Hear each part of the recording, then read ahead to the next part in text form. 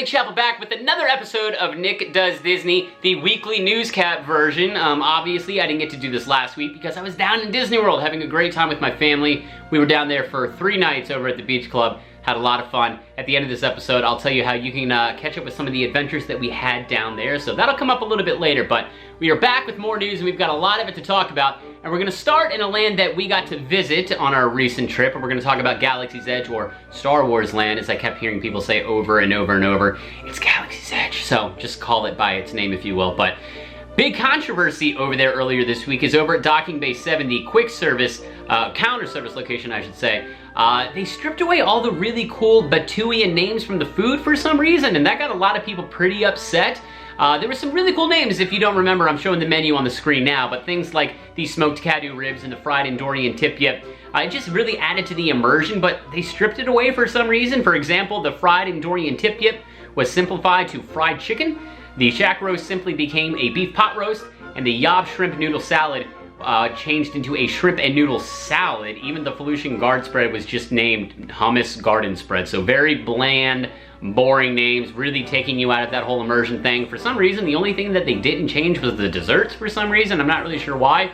So a lot of people were not really happy about this whole thing, but good news, it only lasted a very brief time, and we are happy to report that the original names that really made that whole immersion thing work over in Galaxy's Edge are back. So do not fret, controversy over, the original names are back. Super excited about that because, you know, they kept telling us immersion, immersion, immersion. That was their buzzword leading up to Galaxy's Edge, and then they stripped a little bit of it away only a couple of months in. So controversy over, crisis over, the names are back over at Docking Bay 7. Unfortunately, we didn't get to eat there this trip. I've already been there a couple of times, but we didn't really have time. We did have a Ronto wrap though. Those are super good. Highly recommend that. So controversy over, the names of the food, the original names are back over at Docking Bay 7. So good news there.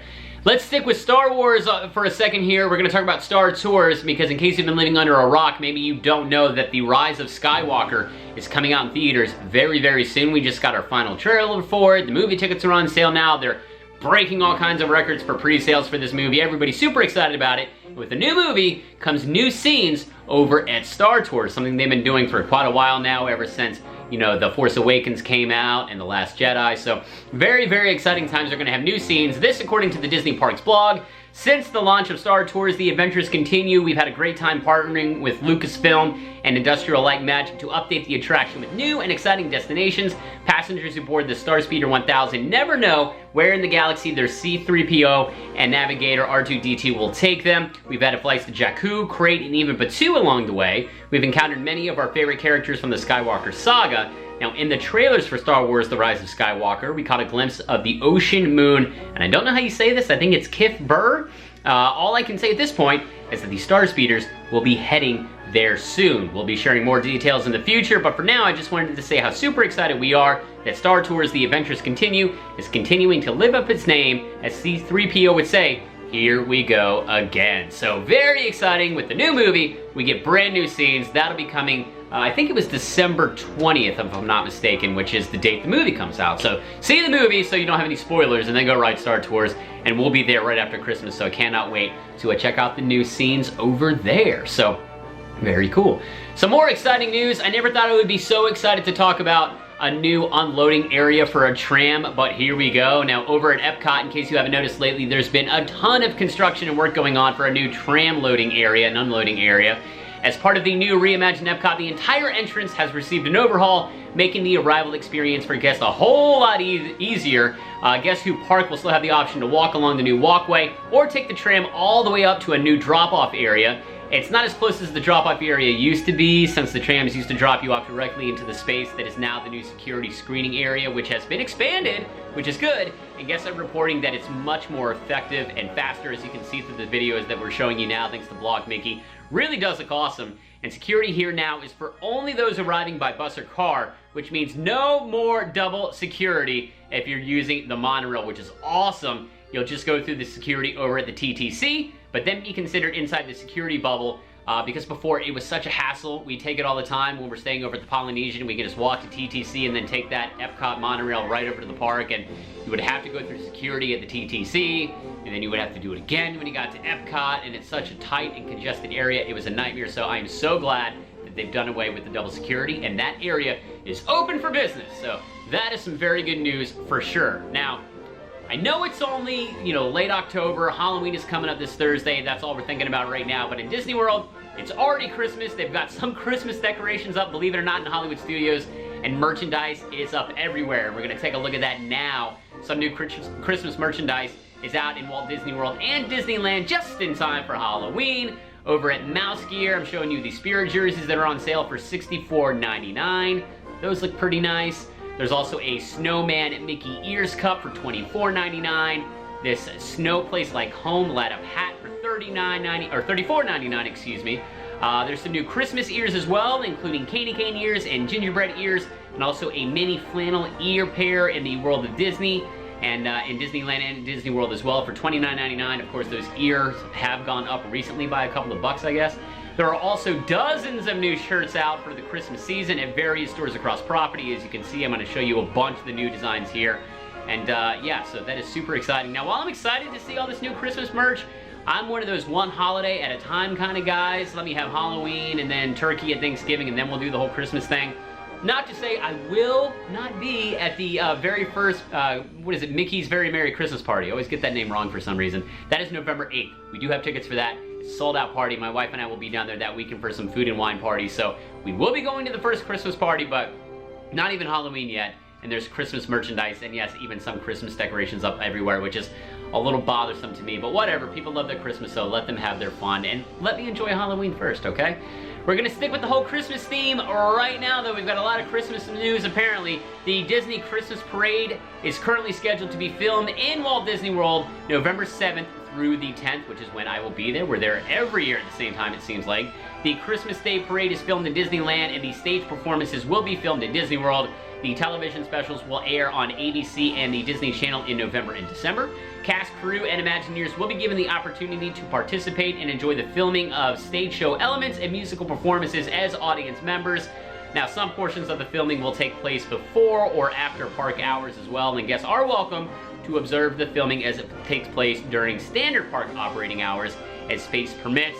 As of right now, there's no performance schedule, but I will say this, they do invite you to come on over and watch it if you want, but you will be standing there in the hot, hot sun for hours on end, and these people are wearing like Christmas hats and sweatshirts and Spirit jerseys. To me, it doesn't look like a good time. I like to just kind of walk by the hub and see it as I pass by, so I don't have to like stop and just melt the rest of the day, so that's the way to do it. But if you're that hardcore about Christmas and want to check it out, it's going to be going down that second weekend in November, which is coming up super soon. So of course, after Christmas, we have New Year's Eve, which is what we're going to talk about here. If you want to drop a lot of money on New Year's Eve and go to a really fancy party, this is going to be for you. If you're looking for a new way to ring in the new year at Disney World, this year there's going to be a rooftop fiesta set to take place over at Toledo Tapas, Steak, and Seafood from 8 p.m. until 12:30 in the a.m. on New Year's Eve over at the all-new Grand Destino Tower. Now, this is a pretty formal dress-coded event, and there's going to be live music from electric flamenco guitar and a live DJ as well. Guests can partake in traditional Spanish New Year's customs like sparkling cava toast as the clock strikes midnight.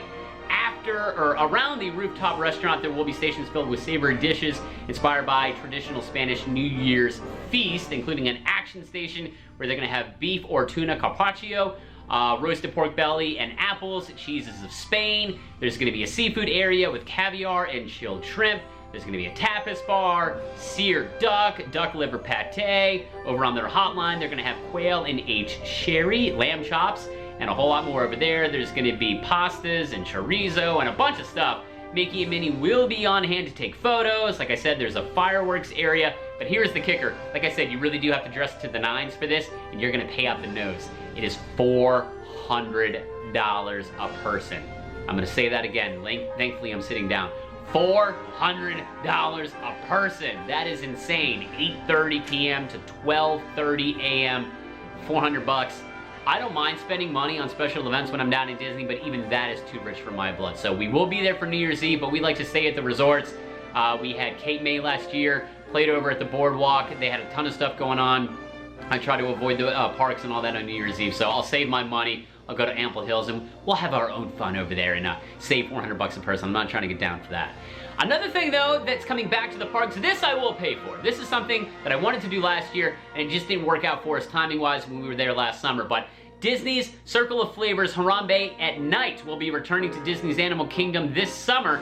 Reservations are open starting right now, as a matter of fact, for bookings beginning on December 4th. I think I said summer, I meant to say December, I'm sorry. So yes, it is going on, coming up in just a few short weeks. Now, Circle of Flavors Harambe at Night is a family-friendly progressive dining experience drawing inspiration from the many facets of African cultures. In addition to celebrating the beloved story of the Lion King, this experience honors some of the most majestic and endangered African animals through delicious flavors, fun activities, live music, and appreciation for animal conservation. They've even got this really cool virtual reality 360-degree safari experience. Get to wear these cool little goggle things and look through that, so that looks really cool. Let's talk about the food for a second though. In addition to everything else, they do have the African Lion Station, which has charred grilled steak and urban-fused chakala, I don't even know how you say it, but it sounds real good.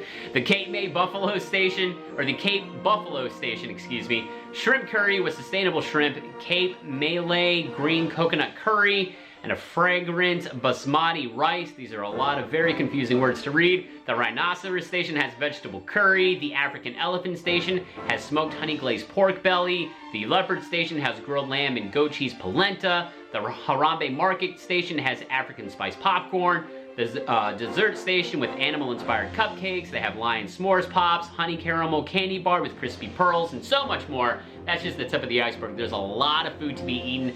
Now, it's 3 hours long. Adults, it's gonna cost you $125. Kids 3 to 9, $99. So it's not cheap, but it is a nice, lengthy event.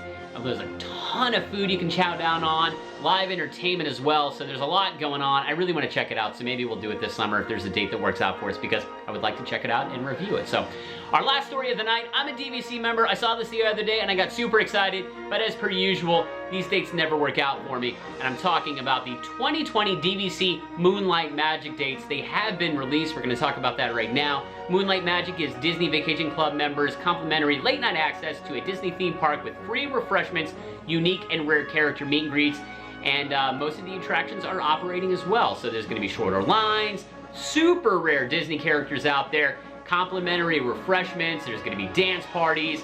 Now, members can register online when the booking window for their preferred date opens. Now, for some of the dates, priority does go to DVC members staying with a hotel reservation at that time. Now, the event dates are on the screen now, but they're going to be at Magic Kingdom on March 3rd, April 21st, and the 28th, over at Epcot, May 4th and June 29th, at Disney's Hollywood Studios, September 15th, September 22nd, and October 6th. So like I said, some dates will be open for booking starting very, very soon in the next couple of months. I want to check one of these out so bad. It's a huge perk to being a DVC member, but again, the dates never really work out for us when they fall because they're during off-season times. My wife's a teacher, so it's hard for her to get away during the school year, and they're mainly weekdays too, which makes it even tougher. So maybe one of these days I'll get to check it out. Super rare characters, and unlike some of those other after-hours park events, and they just give you like the Mickey ice cream bars and all that, they're giving you full counter service food, which is really, really cool. So hopefully one day I'll get to check it out. So there you go. That is this week's weekly news roundup. I know that was a lot to talk about. Thank you so much for tuning in. Make sure you follow us on Facebook, Twitter, and Instagram, and subscribe to this YouTube channel if you're watching right now. Give this video a thumbs up, but we've got a lot of videos out this week. Like I said, we were at Disney World last week, and so I've got 2 new vlogs already out. One came out on Tuesday. It was kind of like our travel day, and then we went over to Galaxy's Edge. We did some food and wine. We got upgraded to club level at Beach Club, so we show that off. And then the one that just came out yesterday was part 1 of day 2. I had to split it up into 2 videos. It was going to be so long. We did a lot of rides over at Magic Kingdom, did Stormalong Bay. It was a great day, so check out those videos as well. Again, thank you so much for watching. That is going to do it for this episode of Nick Does Disney. Have a great weekend, everybody.